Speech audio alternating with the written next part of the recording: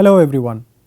Let us look at another kind of light emitters, in this case lasers. So, we have had a very detailed look at LEDs, which is a spontaneous emission process driven device. So, light emitting diodes are, understanding of light emitting diodes are basic for understanding any light emitters. In this case of lasers, they are amplifiers, right, within where you have oscillations in between. So, it is oscillator, or in other words amplifier put inside a cavity. So, that is all about lasers. So, very simple construction. You must have had detailed understanding of this lasing process and so on, which we are not going to deal today, but what we are going to look at is when you try to create a laser in an integrated platform or in a guided wave system, what are all the implications and how one can construct and realize this kind of device. So, let us start from looking at a very simple amplifier, for example, and then we can create this cavity to create a stimulated emission. So, let us look at that. So, the semiconductor lasers are naturally an interesting device as light emitters. Say semiconductor lasers, we primarily use them because it could emit high power. It can be in the range of watts. Okay, it is possible to get, and we get highly directional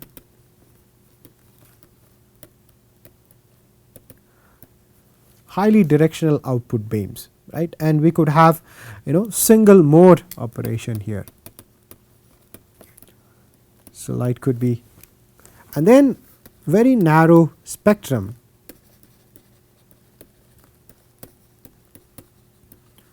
and this allows us to do high frequency modulation.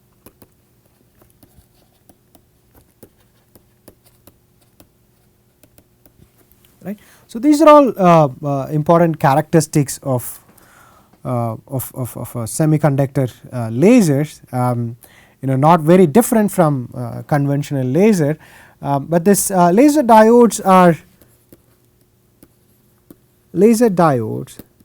the ones that we are interested in, which is nothing but optical amplifier. So, this is nothing but semiconductor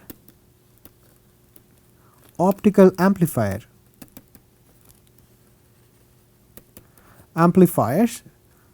with a feedback.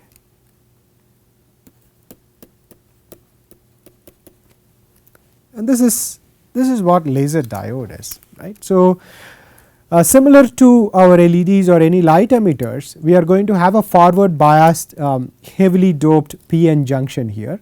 And we are going to make this with a direct band gap material, and we are going to have it in forward bias because of the injection that we have, and that should give us the required necessary condition to realize a light emitter. But what about the feedback? So, we need to have a feedback. Right. So, the feedback can be given through a very simple facets, right. So, we can have chip facet, right. Chip facet could act as a feedback here, right. So, let us look at a simple diode cartoon here. So, we can have a diode like this, and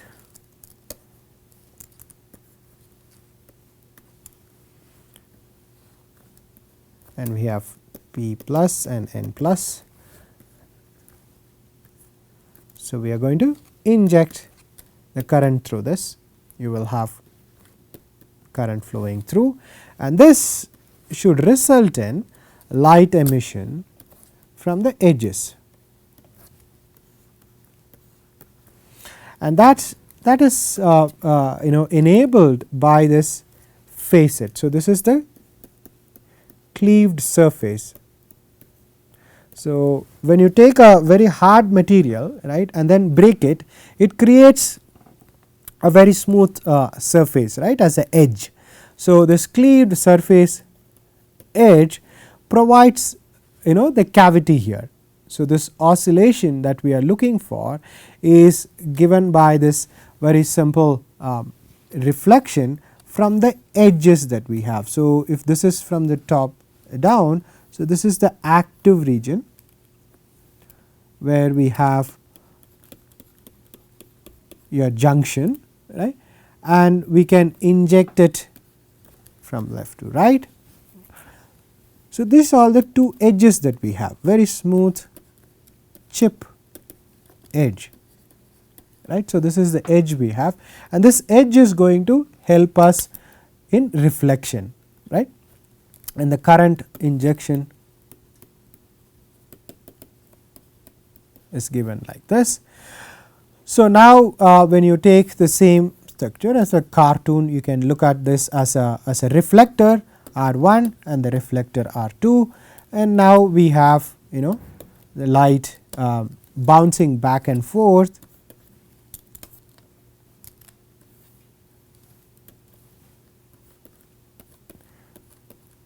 between this, and then you can take the laser out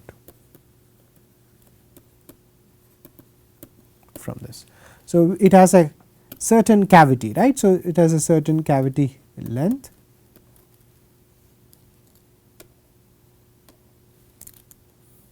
of let us say some d. So, the basics we all know, because we need to get population inversion in order to generate the carriers.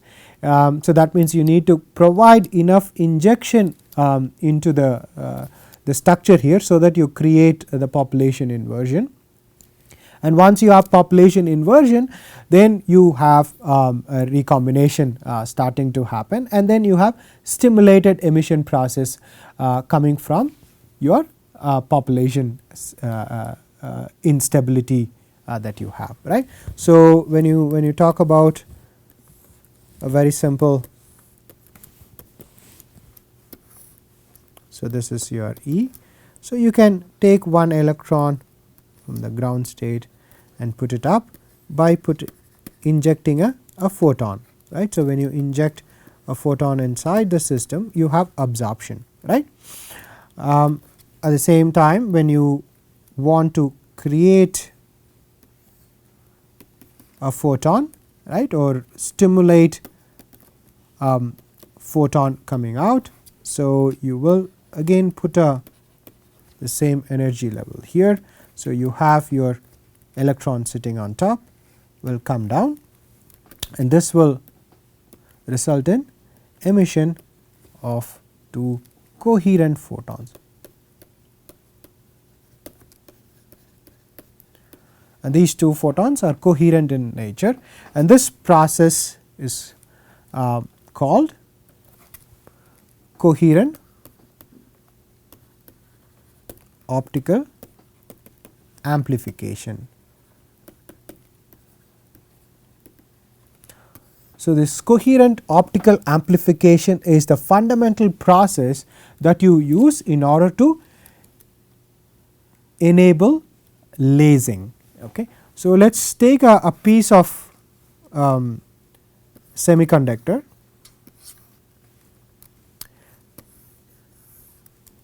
and this is position, and this is our energy.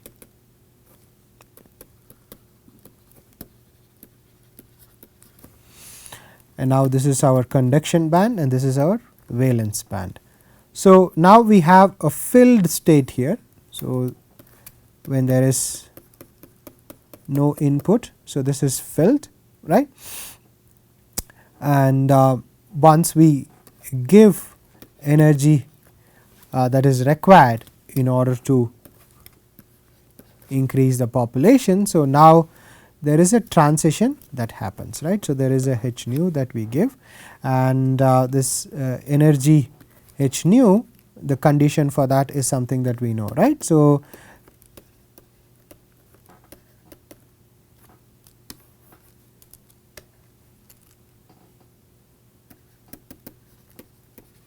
H nu should be that less than E f c minus E f v.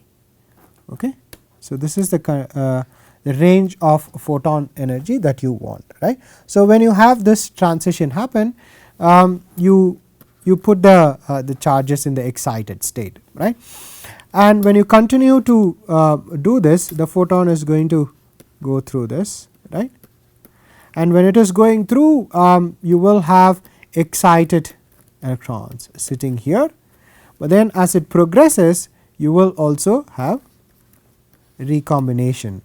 So, when they are coming back, they are going to emit coherent photons here. Okay. So, this is something that that happens along the length of the device that you have. So, the emitted photons that you have, right. So, this emitted photons are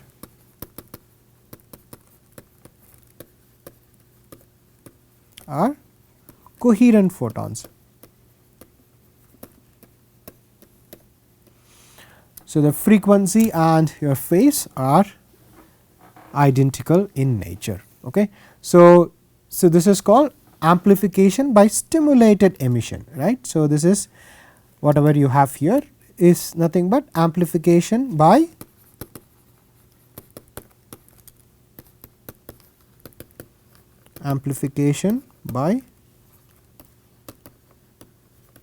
stimulated emission.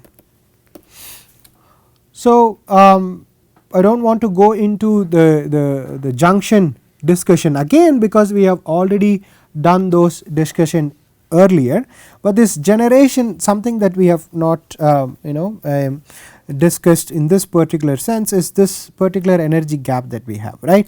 So, what is the spectrum of the photons that we get out, right. So, how will they look like, right. So, we said there is an energy spread here, right, that we have. So, what is the frequency of that? So, what is the bandwidth, the optical gain, right, what is the optical gain that you have, what is the gain spectrum, right. So, when you have, let us start with our E k representation. So, you have energy and you have your k, and here is our E f c and here is our E f v, right. So, the generated electrons could be anywhere between these two, right. So, that will result in the frequency spectrum, the gain spectrum starting from E g to E f c minus E f v. So, this is our gain bandwidth. Okay. So, this is our gain bandwidth. So, whatever we have. So, this is rather broad. So, we can any photons within this frequency range should get amplified within the system, right. So, that is what it means. So, this gain spectrum is important. We will bring this discussion later on when we talk about how we are going to control the gain here. So, the gain spectrum is given by this. Okay. So, once we have this gain, right, we can now look at how this gain spectrum is going to help us understand stimulated emission within the material system that we have, right. So, let us look at the spatial characteristic of this particular device. Okay. So, I can take a block of semiconductor here, it is a thin guided system, let us say, right, that I have. So, p type, n type we have, and this will have a certain width, and also certain length or height of the system. All right. So, we all know from our waveguide principles, right, and the understanding of the solutions, we can have different spatial modes, right. So, there are the what we call the lateral modes. So, if this is the width that we have, so the lateral, what are all the lateral modes we can? We could have this mode, or we could have this mode, right. Oops.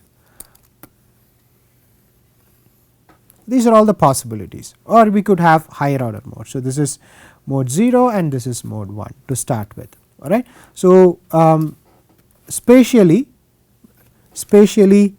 you could have a single point like this, or we could have spots like this, or we could have spots like this. So, this is mode 0, mode 1 and mode 2, right. So, this is spatially located in this region. Okay. So, that is what we are trying to understand. So, they are going to be distributed along this, right. So, that means when you have larger width, right, then you have more number of modes allocated, right. So, that is from W, we already know that. So, the V number tells you that, right. So, you should now revise your the waveguide principles, right. So, waveguide design part, right, to understand on what we are talking here, right. So, when you change the increase the waveguide width, you allow more number of solutions in this, right. So, I am just drawn 0 and 1 here, but as you increase width you will get higher order modes here, right. So, you will have spatial modes starting to appear here. So, this is 0, 1, 2, 3 mode, but then we have to represent it as x and y, right.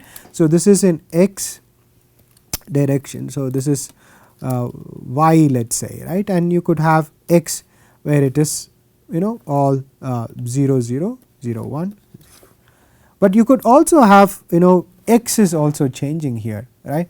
So, when you have y to x, right. So, you can also have higher order modes when L is larger. Okay. So, when L is larger you could have higher order mode starting like this. So, you could have y in y direction it is 0, but x direction it is 1. So, you could have 1 2 3 4. So, in this case 1 1, right. So, these are all modes that you will have propagating through the system based on the dimension. As the dimension increases you are going to have higher order modes. So, the higher order modes are not necessarily a good thing for us. The reason for this is the following. So, when these modes are laterally present, right, they are going to also absorb the injection carriers, right. So, when you are injecting the carriers into the system here, that means you have carriers distributed along this, right. So, they are all these modes are going to fight for those charge carriers. So, they want to pull these charge carriers in order to phase match with this second order mode or the fundamental mode. They are all going to fight for that energy or the excited electrons that are sitting into the system, right. So, if you want to achieve a really high power, it is better to choose a single spatial mode.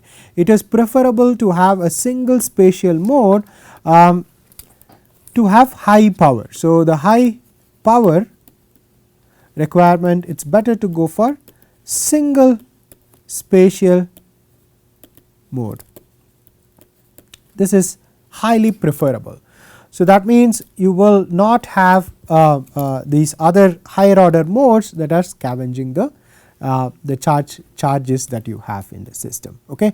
So, this is similar to there is a limited availability of food. Okay. But then if there are more number of people, then you have to distribute it to n number of people there, but they may or may not completely fill their stomach, let us say, okay, if that is what you want to do. So, by reducing the number for the available amount of food, you could feed one with full stomach, let us say. Okay. It may not be really one to one example here, but you can imagine in that way. Okay. So, you want only one mode to win here. So, that means you want only one spatial mode to survive and take all the energy. So, but we do not want to lose it to the other. So, other modes are going to take that energy, and the total power is going to be distributed among this other modes, which is undesirable. Okay. So, this is something that you want to do, and how do we achieve this is by working with the dimension. So, you can always narrow the dimension, reduce the size of the device that you do. That will help you in getting rid of this higher order modes. Okay.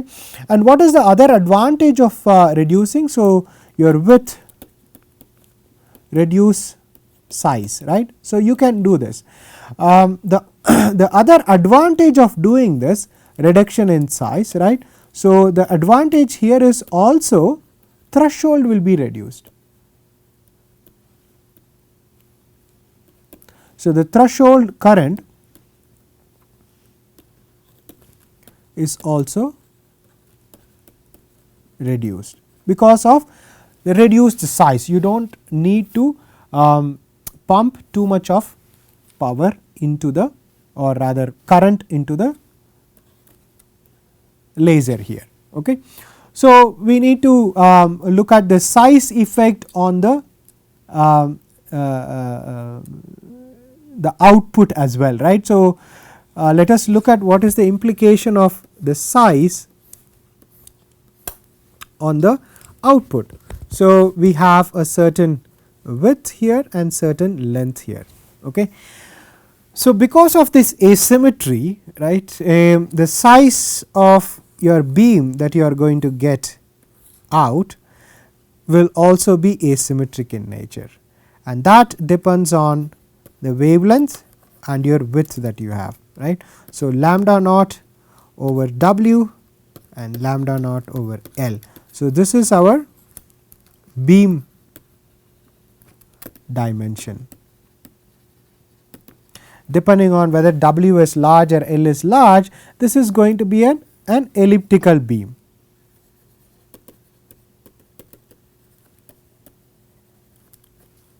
Right. So, you could have this as lambda naught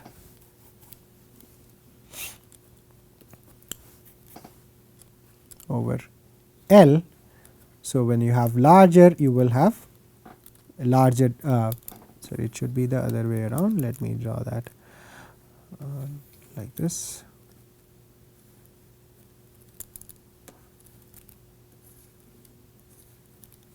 Okay.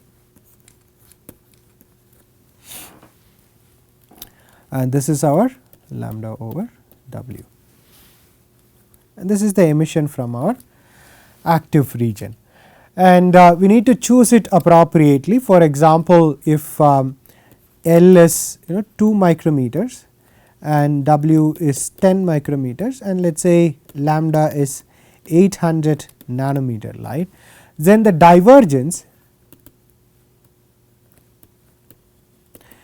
is going to be 23 degree and 5 degrees. Okay. So, this is going to be an asymmetric beam. Okay. So, this results in an asymmetric elliptical beam. And what is the implication of this? It becomes not easy to collimate the light, right. So, you want to put a lens in front of this diode in order to collect the light, right. Because of this asymmetry, it becomes difficult to put a very simple collimator lens. So, the lens is going to be again symmetric, right.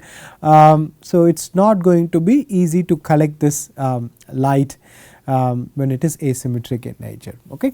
So, that is about the light coupling that we have. The power and everything is already fundamental discussion was already done when we had this LED discussion. So, let us look at the light spectrum. So, that is an important property here. So, what about the laser spectrum, how the spectrum of the laser is going to look like, right. So, you want to have a narrow spectrum. So, that means as a function of wavelength you want it to be very narrow, right. So, this is what you want to do, and you do not want any other modes coming in. The reason for that is when you take a cavity. So, this is something that we already know. When you take a Fabry-Perot cavity, right, when the light is reflected between the two mirrors here, your output spectrum is periodic in nature, and this is nothing but your longitudinal modes, right. What we saw earlier was on the transverse or lateral modes, right, but then as a function of length you also have a length associated, right. As a function of length we will have longitudinal modes, and this is as a function of wavelength you are going to have this. So, this longitudinal modes are going to result in a spectrum where you will have the other modes are present. So, this is the reason why we have to understand about this longitudinal modes and the gain spectrum that we discussed, right. So, we talked about the gain spectrum, right. So, there is an overlap between the longitudinal modes we have and the gain spectrum. For example, if the cavity length is, let us say 200 to 500 micrometer, if the length of the cavity is between 200 to 500 micron, then your longitudinal mode, right. So,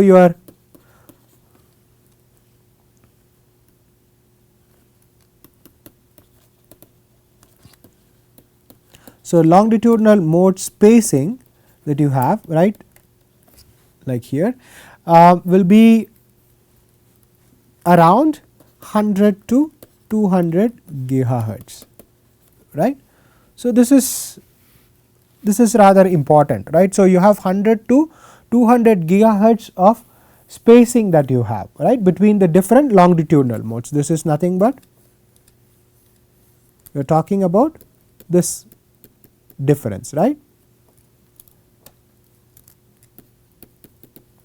But then earlier we saw that the gain bandwidth, right. So, your gain bandwidth of a gain bandwidth.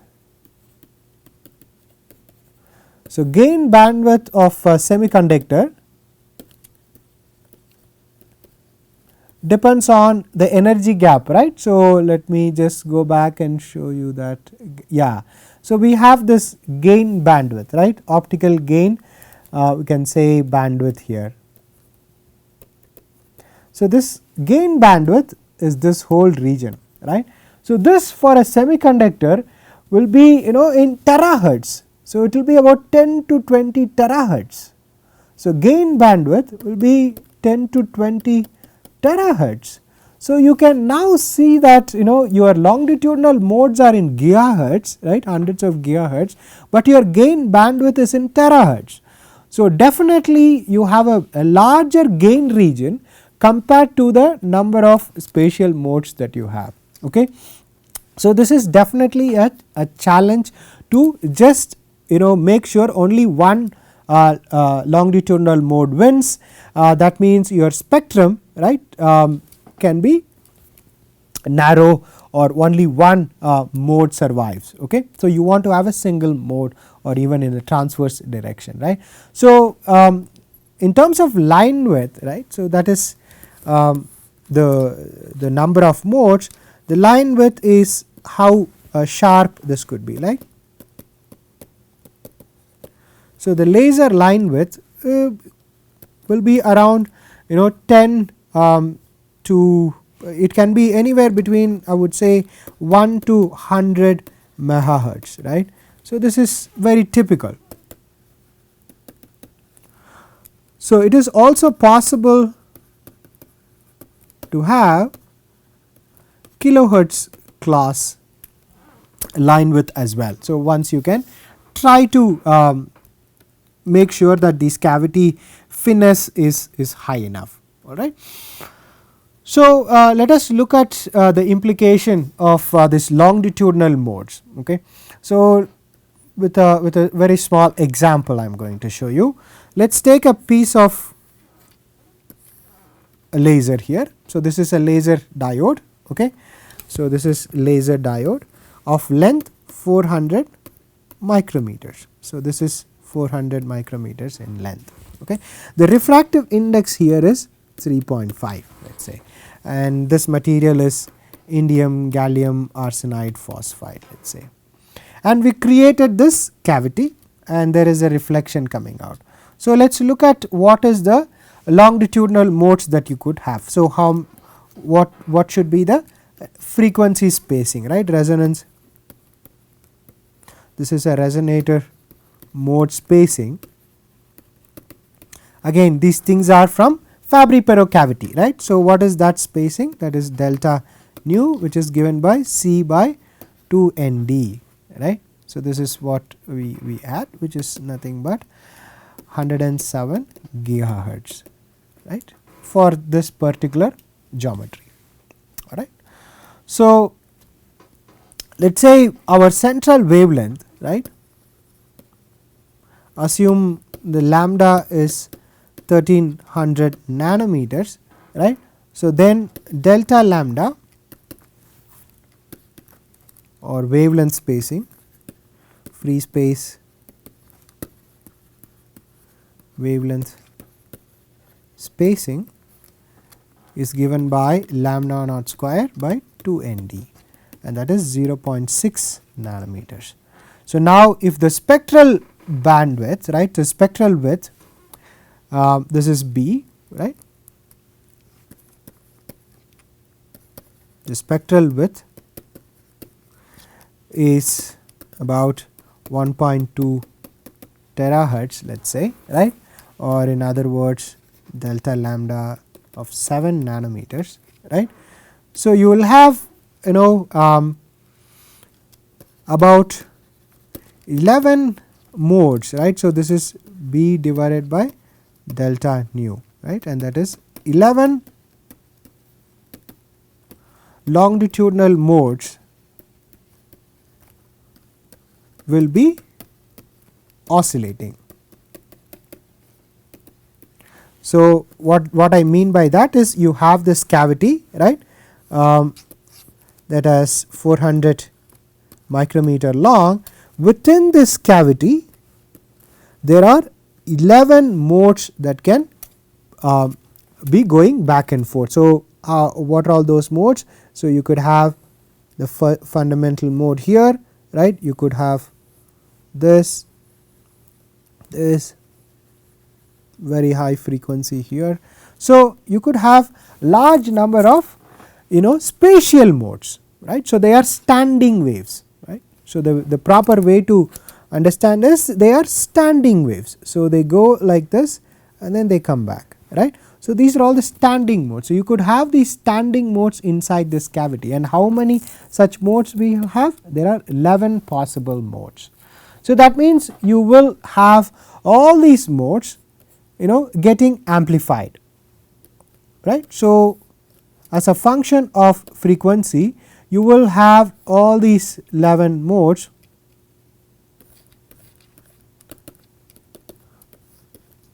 there are 11 modes that are getting amplified as a function of, so this is the power, let us say, because of your large spectral width that you have.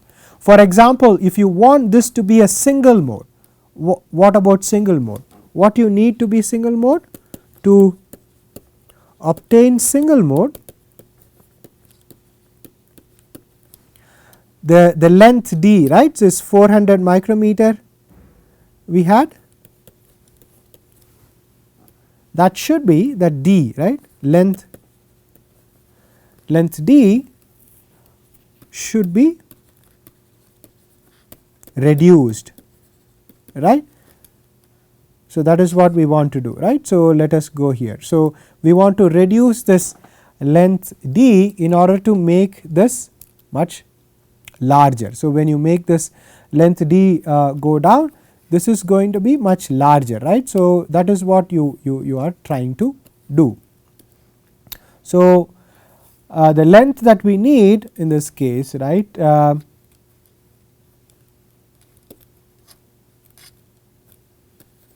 should be about 36 micrometers, okay, is what you want to do. So, when you reduce the length, right. So, when you reduce the length of this interaction or the cavity, you can have only a single mode that is oscillating, right. So, the other modes are all taken out. So, what is the implication on the laser itself? The problem is the laser gain, right, the laser gain depends on your length here, right, in this case d. So, when you reduce d, your laser gain is also going to reduce. So, that is the problem with the having a very short line. So, let us say the limitation of short cavity is reduced amplifier gain. Okay. So, this is something that should be kept in mind when you are trying to make very small cavities, all right. So, let us look at the oscillations that are happening inside and how one could create a single mode operation, right, in a homogeneously broadened medium, right. So, there are different scenarios. I would like to take 3 scenarios here, right, based on the gain that we have. So, central frequency here, and this is our loss line, let us say. So, this is our loss that we have alpha. So, the gain could be, the gain spectrum could be like this, right, or a little bit of gain, or just compensating the loss, all right. So, in these 3 scenarios, how our longitudinal modes or the frequencies are going to look like.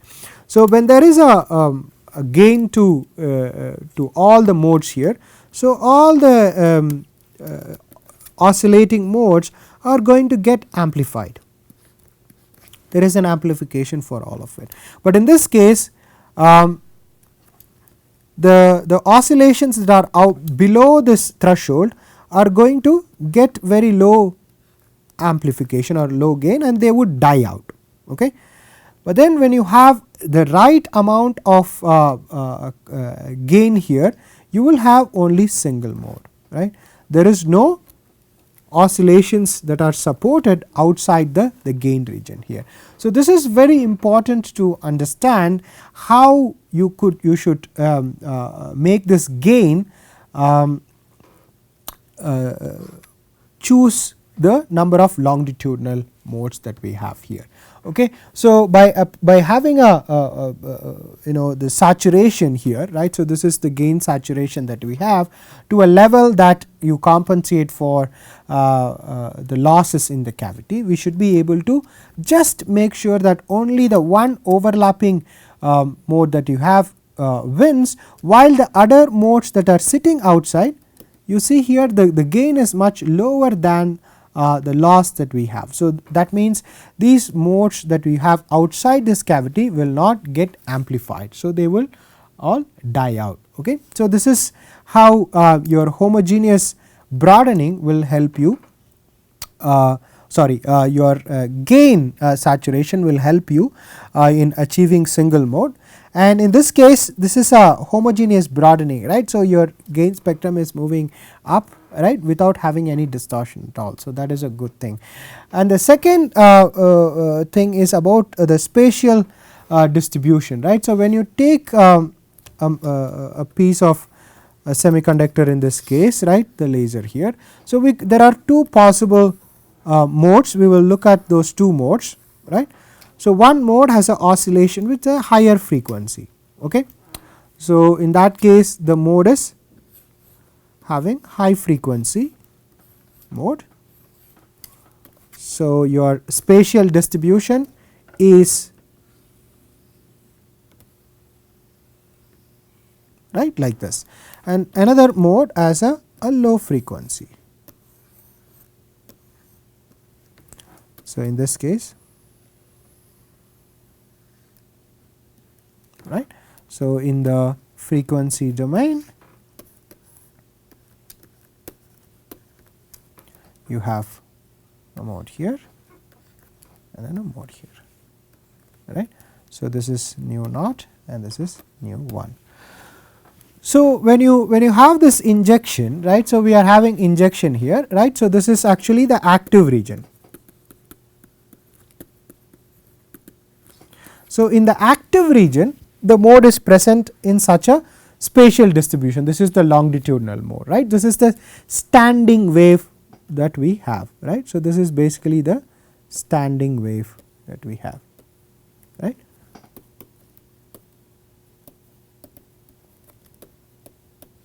So, then when the wave is going back and forth, this is the electric field profile that you get. So, now you can see here there are certain places where the mode is actively interacting with the material and there are places that there is no interaction at all. Okay.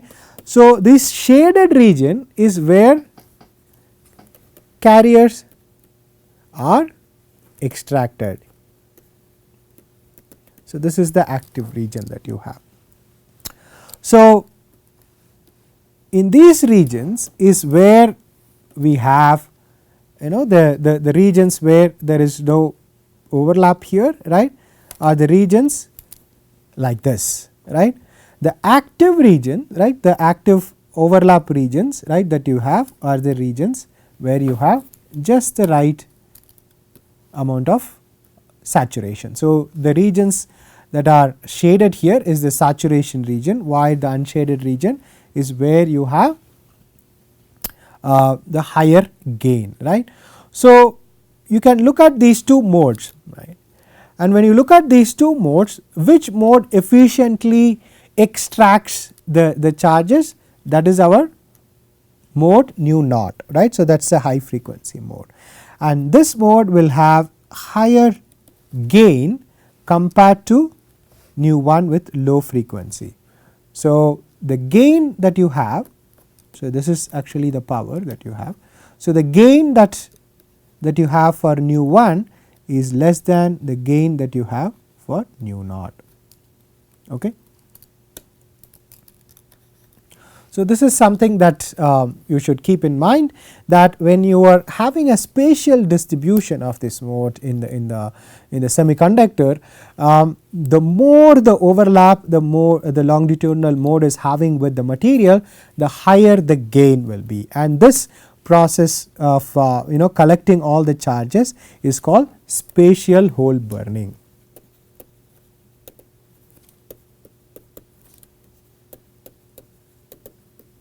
Okay. So, this phenomena of this spatial hole burning allows the modes to win over the other by efficiently extracting the carriers, right, and then generating your necessary mode to survive in the mode. Okay. So, in a shorter cavity this also exists, but it only exists for few standing waves, right, few modes, but then in a large cavity you will have large number of such modes. Okay. So, one should create this standing wave patterns, of course, that those are all the ones that are surviving, but understand where to pump these injection current in order to enable this. So, what one could look at is distributed injection. right. So, when you have distributed injection, you are not going to energize the active region across the active region here.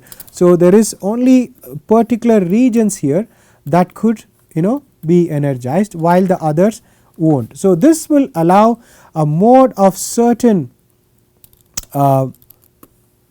spatial distribution to get amplified, while the other modes will die down. Okay. So, distributed injection, right.